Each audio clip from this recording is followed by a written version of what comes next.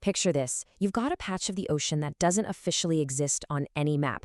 Nobody can even agree on its exact dimensions. Yet, it has a reputation so incredibly deadly that it's haunted our collective imagination for centuries. I mean, we've all heard the stories, right? The whispered legends of the Bermuda Triangle.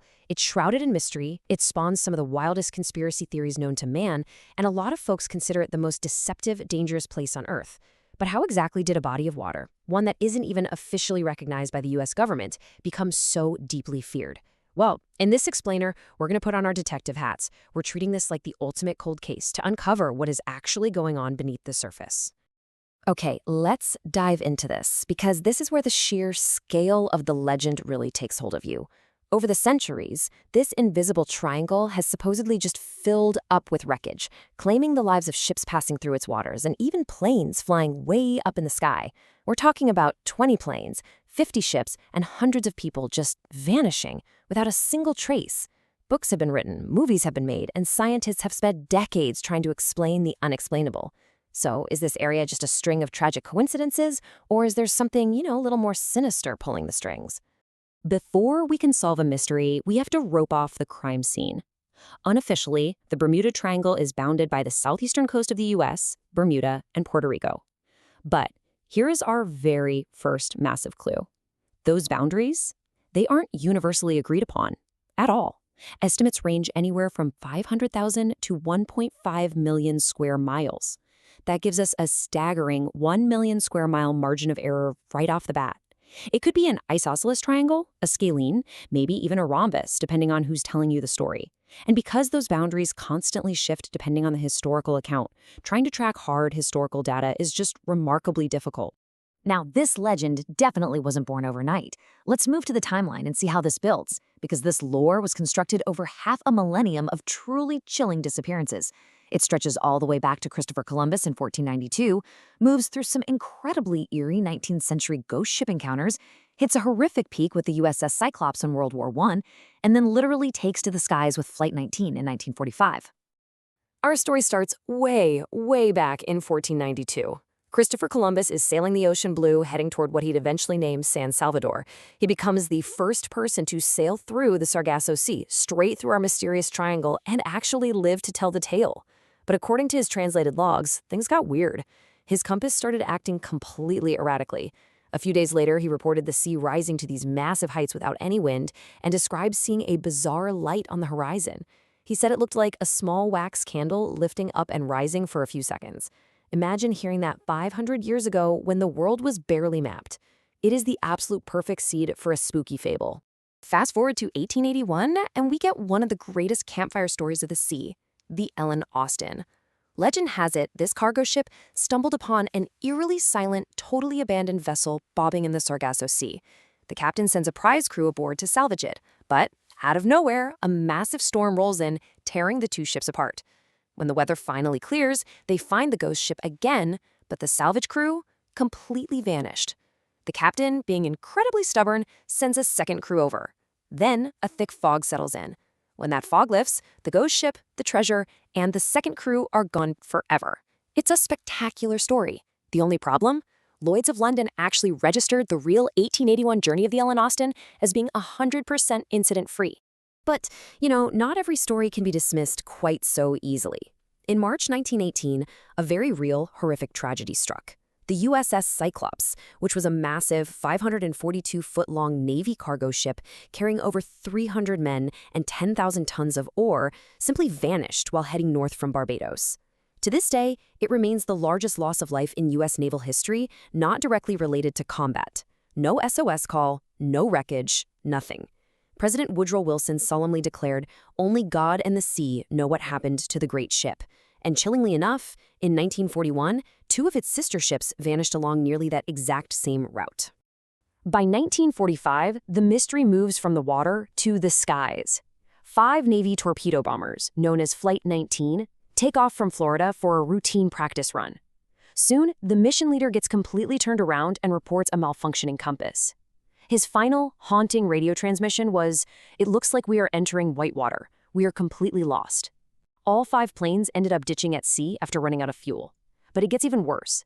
That very same day, a 13-man rescue plane was sent to find them, and they vanished too.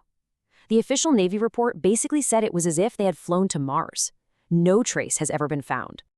Now, what's really interesting about this is how these genuine, heartbreaking tragedies were basically stitched together to craft a highly commercial myth. In 1964, an author named Vincent Gaddis connected these dots and officially coined the term the deadly Bermuda Triangle. Then, in 1974, Charles Berlitz dropped a blockbuster book about it that sold 20 million copies. Remember, this is the height of the Cold War. Paranoia is high, and conspiracy theories are spreading like wildfire. Berlitz suggested everything from the lost city of Atlanta's pulling ships down, to underwater time portals, to literally extraterrestrial alien abductions.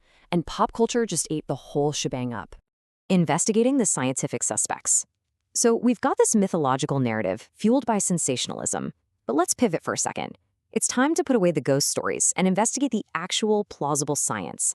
Let's start with the compass, right? It's the very thing Columbus in Flight 19 claimed went haywire. The triangle is famous for something called magnetic declination.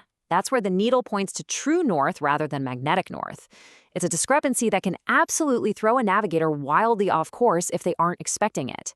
For a long time, the culprit was thought to be the agonic line, an invisible line where true and magnetic north perfectly align. But here is the catch with that theory. While it did once pass right through the triangle, scientists have tracked its westward drift. Today, it actually sits way over in the Gulf of Mexico. Plus, experienced pilots easily calculate and compensate for this anyway, so we can pretty safely cross this suspect off our list. So if it's not magnets, what about the environment itself? The lineup of natural hazards here is incredibly formidable. First, you've got severe weather. The region is a literal bullseye for devastating hurricanes.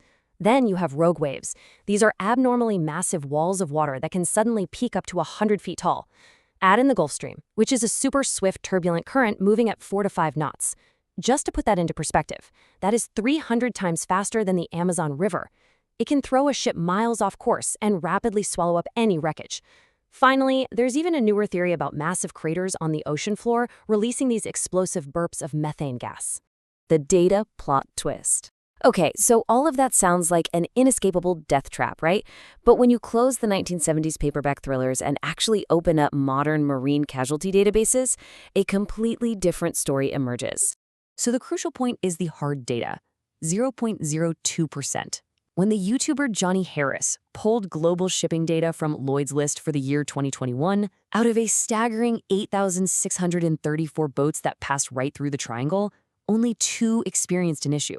Just 2 ships out of over 8,000. That leaves us with a microscopic casualty rate of 0.02%. Let's contextualize that a bit further. The global shipping casualty rate for that exact same year was 1.8%, meaning 1.8% of all vessels everywhere in the world had some sort of issue or mysterious disappearance. So, according to this massive data set, the danger of disappearing in the Bermuda Triangle isn't higher at all. It is actually 90 times lower than the global average. No way, right? And this brilliantly illustrates the reality of the situation. When you look at the absolute most dangerous ocean regions in the world for shipping losses over the past decade, the top spots go to the South China and Indochina regions, followed closely by the East Mediterranean and Black Sea. The Bermuda Triangle, it doesn't even make the top 10 list. Both the U.S. Coast Guard and Lloyd's of London have been saying this for years. The number of missing ships there is simply no greater than anywhere else on a percentage basis.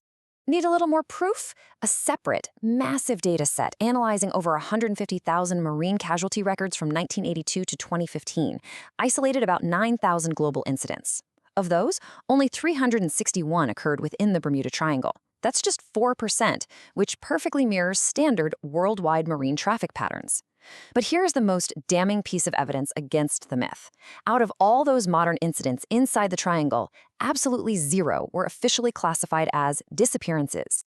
Now, I hear you asking, but what about the planes? Well, when we check the National Transportation Safety Board database, the skies are just as normal. As for the infamous Flight 19, The actual transcripts reveal a heartbreakingly mundane reality. The lead pilot, Lieutenant Taylor, thought his compass broke and mistakenly believed he was flying over the Florida Keys. Ground staff analysis showed he was actually over the Bahamas. So, instead of turning west toward the safety of the mainland, he mistakenly kept flying east, deeper and deeper into the vast Atlantic Ocean until they ran out of fuel. It wasn't aliens, it wasn't a time portal. It was tragic human error by a pilot who actually had a documented history of getting lost on previous flights. So, as we wrap up our investigation, we can firmly separate the fantasy from the reality. The fables sold us aliens, Atlantis, and supernatural curses. The reality is that this area is heavily battered by extreme weather, an incredibly fast ocean current, and the unfortunate universal inevitability of human error. The curse has been lifted, folks. The Bermuda Triangle, statistically speaking, is fabulously unremarkable. It's simply one of the worst weather-affected regions on the planet, sure, but it's no more dangerous than anywhere else. Which leaves us with one final, really fascinating mystery to ponder. If the hard database analytics prove beyond a shadow of a doubt that the Bermuda Triangle is just fabulously unremarkable, why does human nature desperately cling to the fables? Why is it so intoxicating to believe that something, somehow, slipped past the safety nets of modern science? Perhaps the real mystery isn't out there in the ocean at all. Maybe it's in our own minds and our endless appetite for the unknown. Thank you so much for joining me on this explainer. Keep asking questions, and I will see you next time.